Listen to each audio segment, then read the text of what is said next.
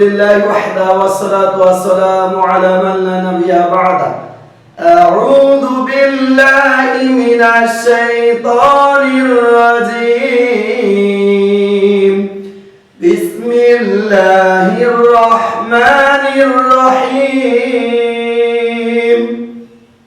প্রিয় মুসলিম ভাই বোনেরা, আমি যে শব্দটি পড়াবো এই শব্দটি তিনবার করে বলে দেব। এরপর ওয়াকফের চিহ্ন পর্যন্ত একসাথে আমি রিডিং তেলাওয়াত করে দেব। এভাবে আমি পুরো আয়াতটি তেলাওয়াত করে শেষ করব। এরপর কি কি নিয়ম রয়েছে তা বলে দেব, তার নাম, তার ব্যবহার বলে দেব, এবং এরপর আমি পুনরায় আবার পুরো আয়াতটি তেলাওয়াত করে দিব রিডিং, যাতে করে আপনাদের সুবিধা হয়। খুব মনোযোগ সহকারে লক্ষ্য করুন। قالوا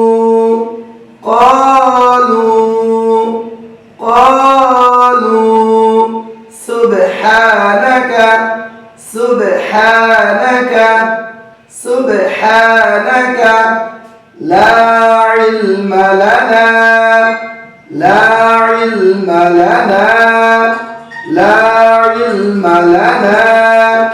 إلا ما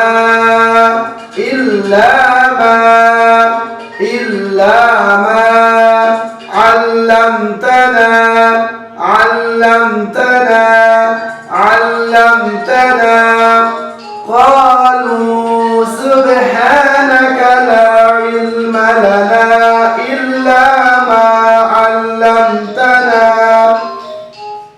إنك أنت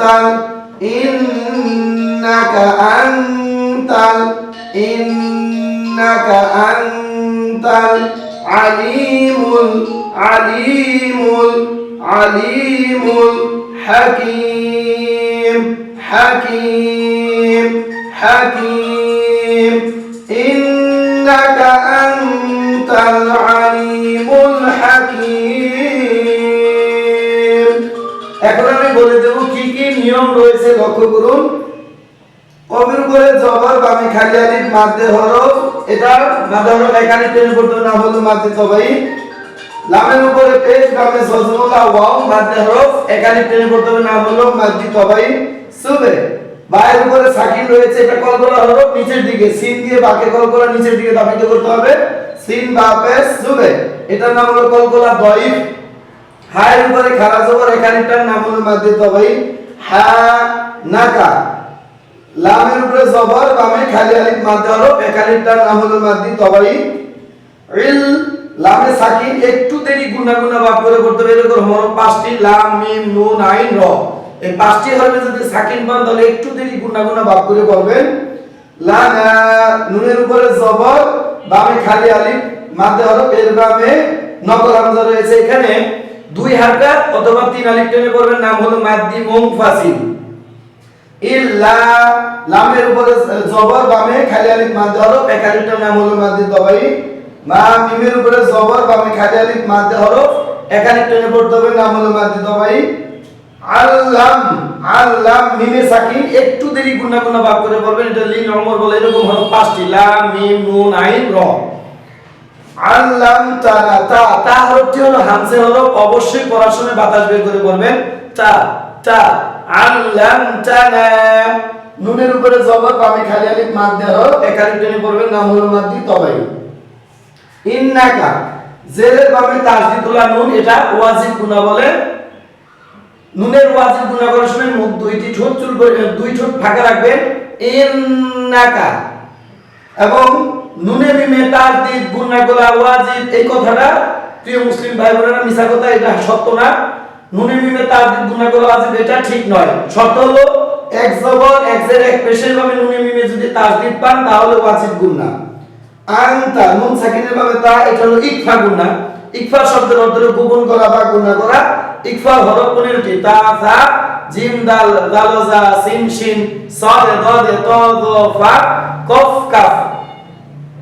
তো ইকফা গুণা প্রত্যেকটা গুণা শেষে অনুষ্কার থাকবে, আর নুন সাকিনের ভাবে 15টি হরফে যে হরফটা আসবে ওই হরফের মাখরাজ থেকে এই গুণাটা করবেন।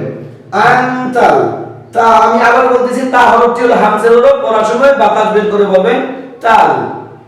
আনতাল লামে সাকিন একটু দেরি গুণা ভাগ করে বলবেন।